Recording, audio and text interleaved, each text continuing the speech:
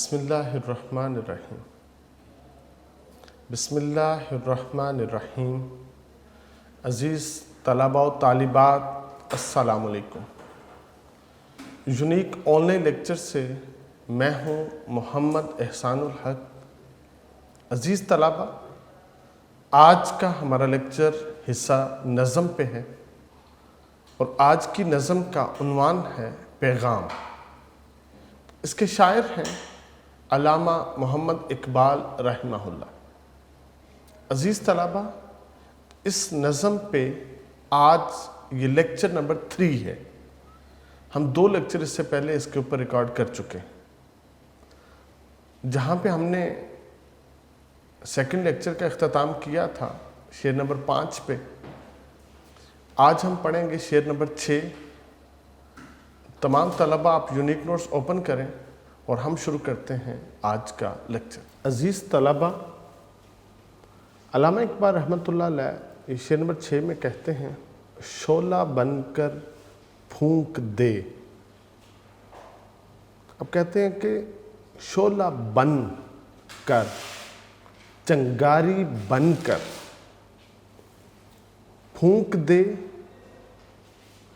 جلا دے خاشاک غیر اللہ کو۔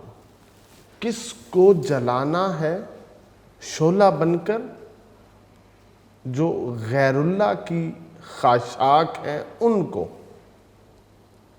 غیر اللہ سے مراد جو اللہ کے سوا، اللہ کے علاوہ، خاشاک کہتے ہیں تنکے کو، گھاس پھوس کو کہتے ہیں خاشاک۔ اب کہتے ہیں شعلہ بن کر پھونک دے خاشاک کو، غیر اللہ کی خاشاک کو۔ خوف باطل کیا؟ باطل کا خوف کیا کہ ہے غارت گرے باطل بھی تو۔ جو خوف ہے وہ باطل کا، جھوٹے کا، مٹ جانے والے کا، ختم ہو جانے والے کا۔ وہ جو باطل کا، جو کافر کا خوف کیا ہے؟ کیونکہ یہ مومن کی، مسلمان کی تعریف ہے مصرے کے حصے میں کہ ہے غارت گرے باطل بھی تو، کہ تجھ کو پیدا ہی باطل کو غارت کرنے کے لیے کیا ہے، باطل کو ختم کرنے کے لیے کیا ہے، کافر کو مٹانے کے لیے کیا ہے۔ تیری پیدائش کا مقصد وہ کیا ہے؟ وہ باطل کو صفحہ ہستی سے مٹانا ہے۔ اللہ پاک نے تجھے نیکی کا حکم دینے کے لیے اور برائی سے روکنے کے لیے پیدا کیا ہے، اور جب تم ایسا کرو گے تو تمہیں خدا پتہ کن لفظوں میں یاد کرتا ہے کہ تم بہترین امت ہو۔ تم کون سی امت ہو؟ بہترین۔ اگر تم اپنا کام چھوڑ دو گے، کیا کام ہے تمہارا؟ تم نے نیکی کو پھیلانا ہے اور برائی کو روکنا ہے۔ اگر تم اپنا یہ کام چھوڑ دو گے تو پھر تم بہترین امت کی ڈیزگنیشن سے بھی نیچے اتر آؤ گے۔ اللہ پاک نے واضح طور پہ بتایا ہے کہ تمہاری پیدائش کا مقصد وہ باطل کو مٹا دینا ہے، باطل کو ختم کر دینا ہے۔ تو علامہ اقبال رحمۃ اللہ علیہ آپ کی جو مشہور نظم شمع اور شاعر ہے، بانگ دراں کے اندر یہ نظم موجود ہے۔ اقبال اس میں خاص انداز سے مسلمانوں کو اس کے پوشیدہ جوہروں سے آشنا کر رہے ہیں کہ اللہ تعالیٰ نے اسے دنیا میں اپنا نائب بنا کر بھیجا ہے۔ اللہ تعالیٰ نے اسے ہر قسم کی صلاحیتوں سے نوازا ہے۔ اسے صرف اللہ کا محتاج رہنا چاہیے، اپنی حقیقتوں کو پہچاننا چاہیے اور ان کو بروئے کار لانا چاہیے۔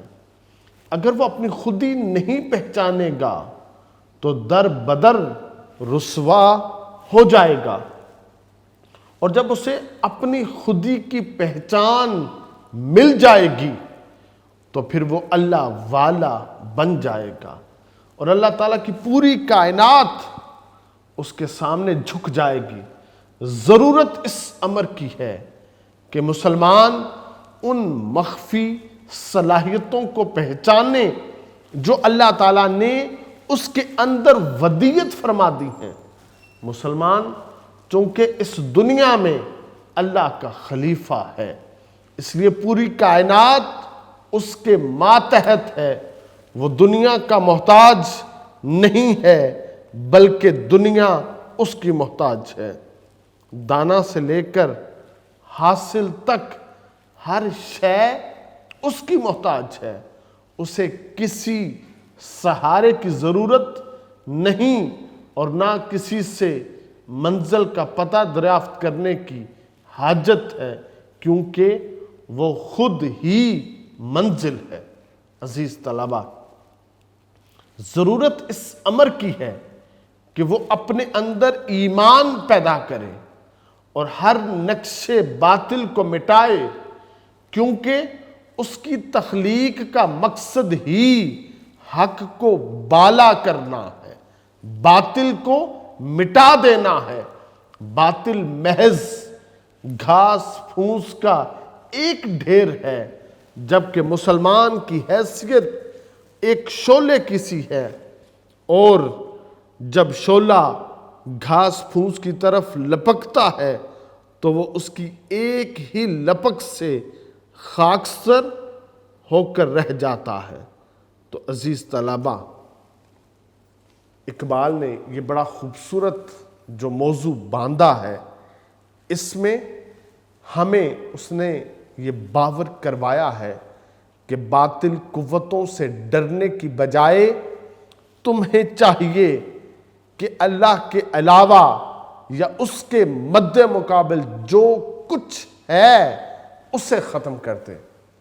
جس طرح آگ خس و خاشاک کو جلا کر راکھ کر دیتی ہے، اسی طرح تمہیں بھی چاہیے کہ باطل قوتوں سے ڈرنے کی بجائے ان کے مد مقابل آ جاؤ، میدان میں اتر آؤ، کہ تم ہی نے باطل قوتوں کو صفحہ ہستی سے مٹانا ہے۔ عزیز طلبہ، جب اللہ تعالیٰ نے آدم علیہ السلام کو تخلیق کیا، زمین پر اسے اپنا خلیفہ بنانے کا اعلان کیا، فرشتوں کو اس کے سامنے جھکنے کا حکم دیا، تو ابلیس نے یہ حکم ماننے سے انکار کر دیا، چنانچہ وہ مردود قرار پایا۔ اس نے مہلت مانگی، جب مہلت مل گئی تو کہا کہ میں آدم اور اولاد آدم کو گمراہ کروں گا، جس پر اللہ تعالیٰ نے کہا کہ جو ہمارے ہوں گے تو انہیں گمراہ نہیں کر سکتا۔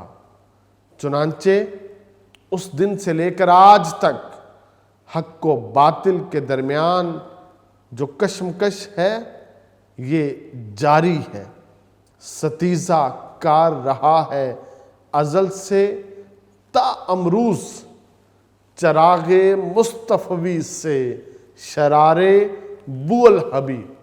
علامہ اقبال کا موقف یہ ہے کہ تمہیں باطل قوتوں سے ڈرنا نہیں چاہیے، کیونکہ اللہ تعالیٰ کا وعدہ یہ ہے کہ جا الحق وزاہق الباطل، جب حق آ جاتا ہے تو باطل مٹ جاتا ہے۔ بے شک باطل مٹنے ہی کے لیے تھا۔ عزیز طلبہ، جب طارق ابن زیاد نے جبل طارق پہ اپنے بحری بیڑے کو وہاں پہ کھڑا کیا، اور جب تمام سامان اتار لیا گیا تو سب سے پہلے آپ نے اپنا بحری بیڑا جلا دیا، اور پھر خطاب کرتے ہوئے مسلمانوں سے کہا، میں جانتا ہوں تم تھکے ہوئے ہو، میں جانتا ہوں کہ تم نے 48 گھنٹوں میں آدھی خشک روٹی سمندر کے پانی میں بھگو کے کھائی ہے، تم بھوکے بھی ہو، اور میں نے تمہارے راہ فرار کا راستہ ختم کر دیا۔ مجھے یہ پتا ہے کہ اگر تم بھاگو گے اور سمندر میں کودو گے تو تم سمندر کی موجوں کو برداشت کرتے ہوئے پار نہیں لگ سکو گے، ساحل پہ نہیں پہنچ سکو گے۔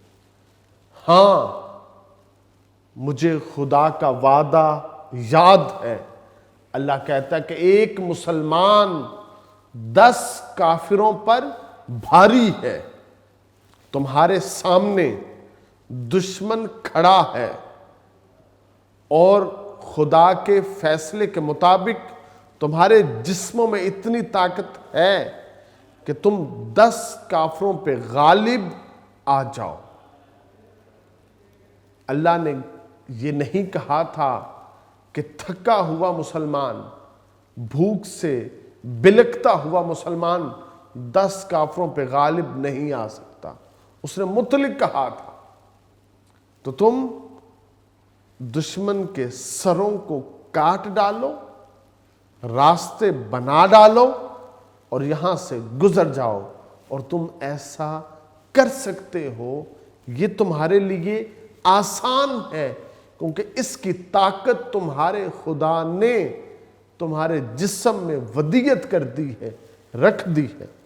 تو عزیز طلبہ، پھر تاریخ نے دیکھا جیسا طارق ابن زیاد نے کہا تھا ویسا ہی وہاں پہ ہوا تھا کہ ایک مسلمان نے کافروں کے جسموں سے ان کا سر جدا کیا، راستے بنائے، اور شہر اندلس پہ اسلامی پرچم، اسلامی فتوحات کے علم لہرا دیے گئے۔ تو عزیز طلبہ، اللہ پاک نے جو مسلمان کو پیدا کیا اور پیدا کرتے ہی جو اس کی پیدائش کا مقصد رکھا وہ یہی تھا کہ ایک مسلمان جو ہے وہ کیا کرے گا، وہ اس زمین کو غیر اللہ سے پاک کرے گا۔ جہاں پہ جو لوگ خدا کی اطاعت نہیں کرتے، اس کی عبادت نہیں کرتے، اور یہ ان کو پہلے نیکی کا حکم دے گا، برائی سے روکے گا، جب وہ اس کی بات کو تسلیم نہیں کریں گے تو پھر یہ اپنی تلوار کو اپنی میان سے نکالے گا اور ان کا سر ان کے تن سے جدا کر دے گا۔ عزیز طلبہ، اگر تاریخ میں ہم نگاہ دوڑاتے ہیں، جب تک مسلمان میدان جہاد کو آباد کیے ہوئے تھے، جب تک مسلمان تیر و تلوار کے ساتھ اپنے جسموں کو مزین کیے ہوئے تھے، جب تک مسلمان جد و جہد اور کوشش میں تھے، تب تک اس جہان میں مسلمانوں ہی کی حکمرانی تھی۔ جیسے جیسے مسلمان جہاد سے پسپا ہوتے گئے، ان کے ایمان میں جو ہے نا وہ کمزوری آتی گئی، ان کے جسموں میں بزدلی آتی گئی، تو مسلمان زوال کا شکار ہونا شروع ہو گئے۔ وگرنہ یہی تو مسلمان تھا جو شکست پہ سمجھوتا ہی نہیں کرتا تھا۔ سلطان محمود غزنوی نے 16 دفعہ شکست کا سامنا کیا، آخر کار 17ویں بار وہ سومناتھ کے مندر کو فتح کرنے میں کامیاب ہو گیا۔ یہی مسلمان تھا جو اپنے مشن کے سامنے کبھی بکتا نہیں تھا، دشمن کے سامنے کبھی جھکتا نہیں تھا۔ سلطان محمود غزنوی کو آفر دی گئی کہ تم یہ سارے خزانے، ہیرے جواہرات، جو کچھ ہے سب لے لو، صرف یہ مندر مت گراؤ، ہمارے بت مت توڑو۔ تو سلطان محمود غزنوی نے کہا تھا کہ میں تاریخ میں اپنے آپ کو بت شکن کہلوانا چاہتا ہوں، میں بت فروش کہلوانا پسند نہیں کرتا۔ جب تک مسلمان اس جذبے کے ساتھ میدان میں موجود تھا تو یہ صرف فتح حاصل کر کے واپس آتا تھا، شکست کے اوپر کبھی بھروسہ نہیں کرتا تھا۔ تو عزیز طلبہ، اقبال ہمیں وہی ہمارا کھویا ہوا جو مقام اور مرتبہ ہے وہ یاد کرواتے ہیں اور کہتے ہیں پھر سے شعلہ بن جا، اور جب تو چنگاری بن جائے گا، شعلہ بن جائے گا، کسی کو جرت نہیں ہوگی تیرے سامنے آنے کی، کیونکہ انہیں پتا ہے کہ ہم خس و خاشاک ہیں۔ اگر شعلے کے قریب گئے، شعلے کا کوئی نقصان نہیں ہوگا، نقصان صرف ہمارا ہوگا، ہم جل کر راکھ کا ڈھیر بن جائیں گے۔ تو کیا ہے، ہم نے دوبارہ سے اپنے مشن کو شروع کرنا ہے، اس کا آغاز کرنا ہے، ہم نے پھر سے شعلہ بن جانا ہے اور خاشاک غیر اللہ کو پھونک ڈالنا ہے، بھسم کر دینا ہے۔ تمہارے ہوتے غیر اللہ کا اس زمین پہ نام و نشان نہیں ہونا چاہیے، کیونکہ آج کا مسلمان نا خوف رکھتا ہے، آج کا مسلمان دب جاتا ہے، آج کا مسلمان بک بھی جاتا ہے، آج کا مسلمان دو رنگی بھی دکھا جاتا ہے، آج کا مسلمان اپنی زبان پہ اپنے قول اور فعل میں بھی سچا اور سچا نظر نہیں آتا۔ کیوں؟ اقبال کہتے ہیں خوف باطل کیا؟ ارے تو باطل سے کیوں ڈرتا ہے؟ کیونکہ تو ہے ہی غارت گرے باطل ہے، تجھے تو پیدا ہی اس لیے کیا گیا ہے کہ تو کیا کرے گا، تو باطل کو مٹا ڈالے گا، اسے غارت کر دے گا، اسے نیست و نابود کر دے گا، اور اس کا نام لینے والا بھی یہاں پہ کوئی نظر نہیں آئے گا۔ تیرے ہوتے غیر اللہ موجود نہیں ہونا چاہیے۔ تو عزیز طلبہ، آج ہماری بدقسمتی ہے، ہم بت خانے بنا رہے ہیں، ہماری بدقسمتی ہے کہ ہم جو ان سے بھیک مانگ رہے ہیں، اپنا دامن پھیلا رہے ہیں، ہم ان سے صلاح مشورے لے رہے ہیں، وہ جیسے چاہتے ہیں ہمیں جو نا وہ چلاتے اور ہانکتے ہیں۔ ہمیں چاہیے کہ ہم صرف اپنی ذات پہ بھروسہ کریں، اپنے ایمان پہ بھروسہ کریں، اپنے مذہب پہ بھروسہ کریں، اور صرف لباس مجاہد پہن لیں، شعلہ بن جائیں۔ پھر ہم سے جو سرزد ہوگا، دنیا اس کو دیکھ کے ورطہ حیرت میں مبتلا ہو جائے۔ تو عزیز طلبہ، یہ ہماری بدقسمتی ہے کہ ہم زبان سے تو یہ کہتے ہیں کہ اے اللہ ہم تیری عبادت کرتے ہیں، ہم تجھی سے مدد چاہتے ہیں، لیکن ہم نے کتنے ہی معبود بنا رکھے ہیں جنہیں ہم پوجتے رہتے ہیں۔ باطل کی تباہی اور بربادی کے لیے ضروری ہے کہ اللہ کے علاوہ انسان کسی کے سامنے نہ جھکے۔ یہی حوصلہ علامہ اقبال ہمیں پیدا کرنا چاہتے ہیں کہ تمہارے ہاتھوں تو باطل نے مٹنا ہے، تو پھر تم کس لیے باطل سے ڈر رہے ہو؟ اقبال کا کہنا ہے ما سوا اللہ کے لیے آگ ہے تکبیر تیری، ما سوا اللہ کے لیے آگ ہے تکبیر تیری، تو مسلمان ہو تو تقدیر ہے تدبیر تیری۔ تو عزیز طلبہ، بڑے خوبصورتی کے ساتھ اقبال نے ہمیں بندہ مسلمان اور بندہ مومن بننے کی تلقین کی ہے۔ آگے علامہ اقبال رحمۃ اللہ علیہ اس نظم کے آخری شعر نمبر 7 میں آپ فرماتے ہیں بے خبر تو جوہر آئینہ ایام ہے۔ آپ کہتے ہیں کہ بے خبر تو جوہر آئینہ ایام ہے، ذرا اپنے آپ کو پہچان تو صحیح، تو ہے کیا؟ ذرا غور و فکر تو اس بات کے اوپر کر۔ جب تو غور و فکر کرے گا تو پھر تم کو پتہ چلے گا کہ تم کوئی معمولی انسان نہیں ہو، بلکہ تم کون ہو؟ تم ان ایام کا جوہر ہو، تم جوہر آئینہ ایام ہو۔ اقبال نے یہ بات کہنے کے لیے ہمیں ندا دی کس لفظ کے ساتھ؟ بے خبر کے ساتھ۔ کہتے ہیں بے خبر تو جوہر آئینہ ایام ہے۔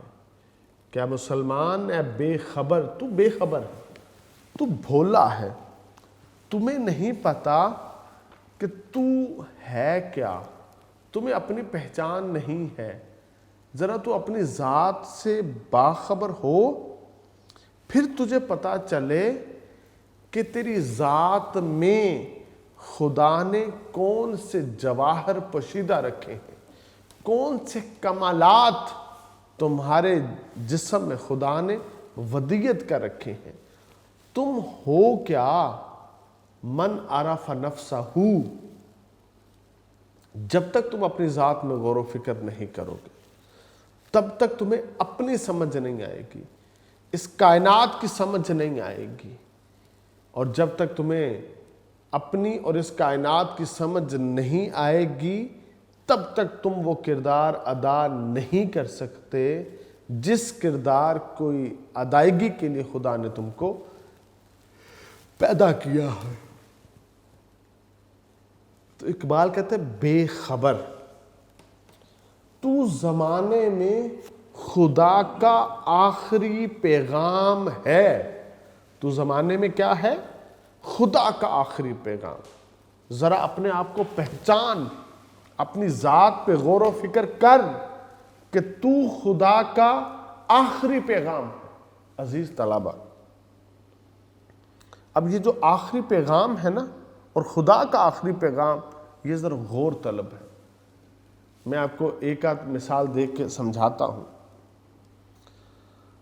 پہلی امتوں میں ایک بادشاہ گزرا ہے، تاریخ میں اس کا ذکر ہے، اس کا نام ہے تبہ حمیری۔ یہ جو تبہ حمیری تھا نا، اس نے سارے عرب کو فتح کر لیا۔ شہر مکہ اس سے فتح نہیں ہوتا تھا۔ اس نے ایڑی چوٹی کا زور لگایا، فتح نہیں ہوا۔ اس نے اپنے نجومیوں سے کہا کہ حساب لگاؤ، میں شہر مکہ کو فتح کر سکتا ہوں کہ نہیں۔ انہوں نے حساب لگا کے بتایا کہ تو شہر مکہ کو فتح نہیں کر سکتا۔ اس نے کہا کہ اس کی وجہ بتاؤ کہ میں اس کو فتح کیوں نہیں کر سکتا۔ پھر انہوں نے وجہ بتائی اپنی کیلکولیشنز کے ساتھ، اس لیے کہ اس شہر کا محافظ کوئی انسان نہیں ہے. اگر کوئی انسان اس شہر کا محافظ ہوتا تو اس کو فتح کر سکتا تھا. اس کا محافظ کوئی انسان نہیں ہے. اس نے کہا پھر کون ہے اس کا محافظ؟ کہا اس کا محافظ اللہ ہے، خود اللہ ہے. اس وجہ سے تو اس شہر کو فتح نہیں کر سکتا. اس نے کہا اس میں کون سی ایسی خاص بات اس شہر میں کہ اس شہر کا محافظ اللہ ہے؟ انہوں نے اپنی کیلکولیشنز پھر کی نجومیوں نے، اور بتایا کہ اس لیے کہ اس شہر میں اللہ کا آخری نبی پیدا ہوگا. اس وجہ سے اس شہر کا محافظ اللہ ہے، اور اپنے آخری نبی کا محافظ بھی اللہ ہے. اسی شہر میں اس آخری نبی پر اللہ کی آخری کتاب نازل ہوگی، اور اس آخری کتاب کا محافظ بھی اللہ خود ہے. اس میں کوئی بھی نہ زیر کی غلطی کر سکے گا، نہ اس میں زبر اور پیش کا رد و بدل کر سکے گا.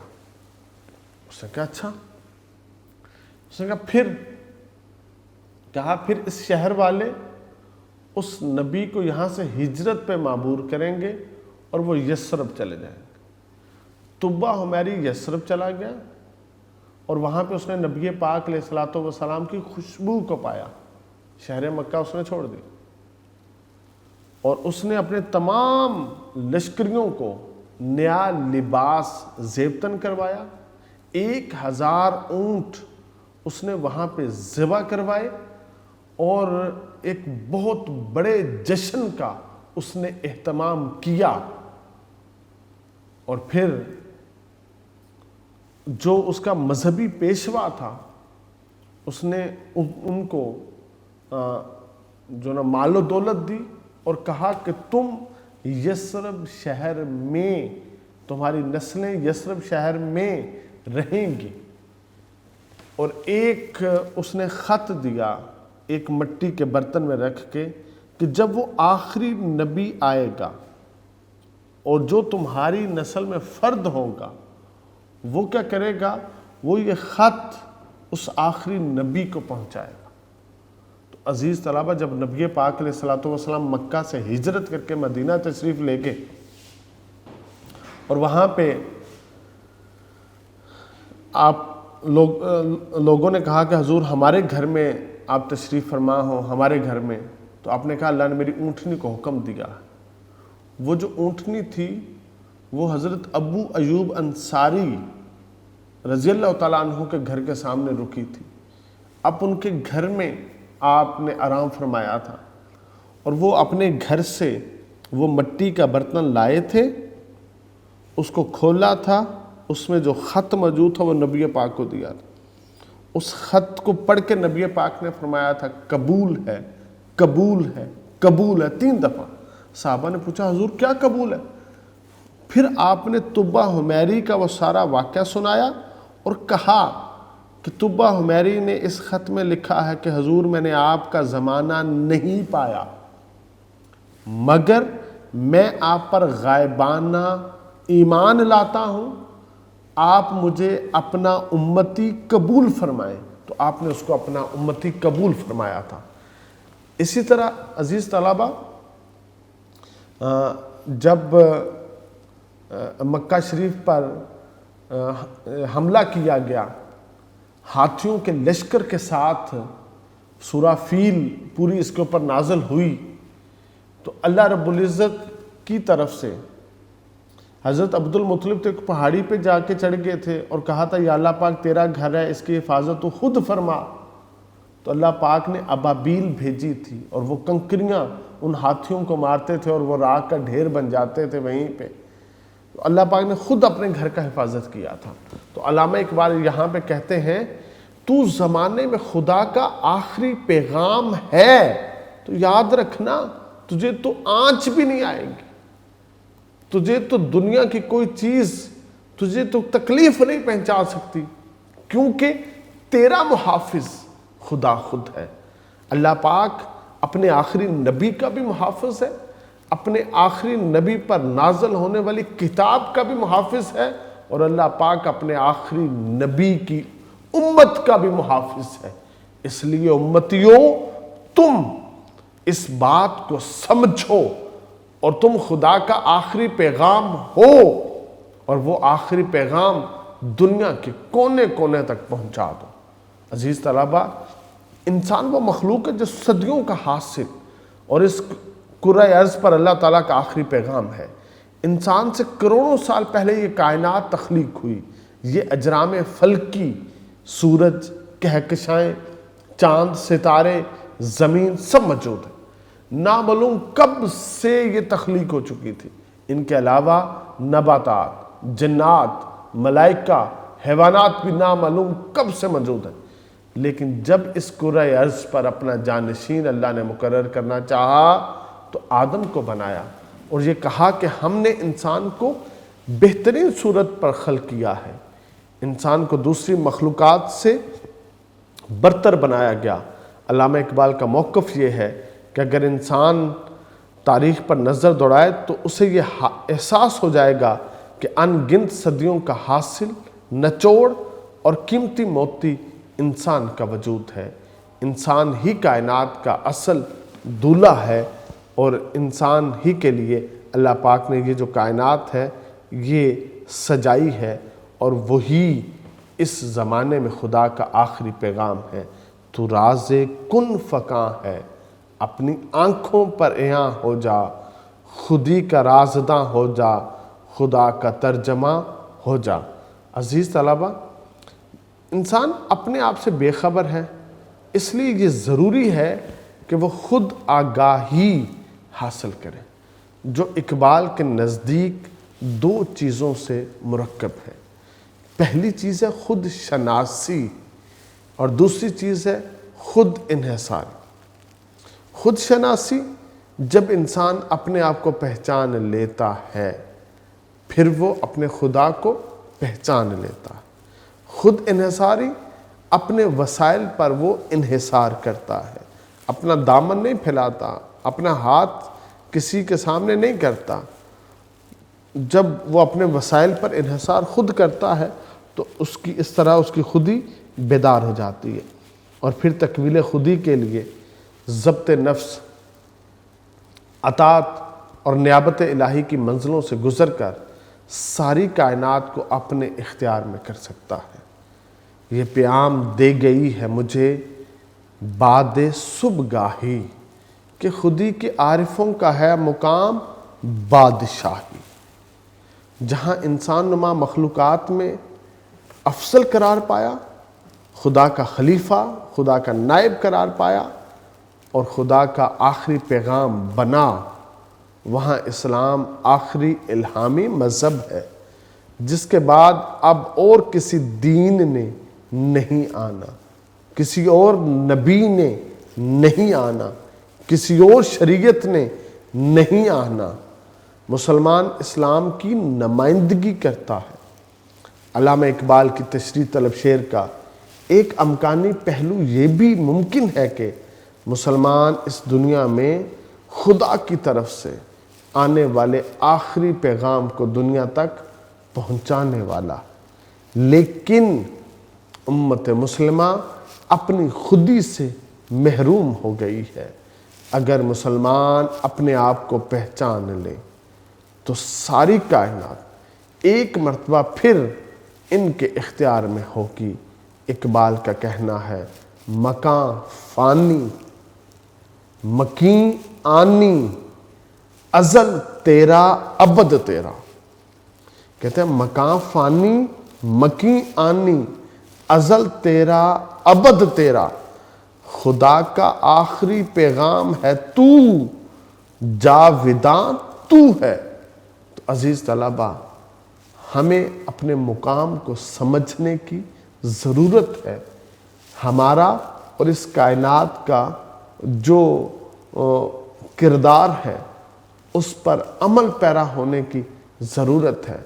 اگر ہم نے آج بھی اپنی جد و جہد، اپنی کوشش کا آغاز لباس مومن پہن کر لیا تو پھر اس کائنات کے فاتح صرف ہم ہیں۔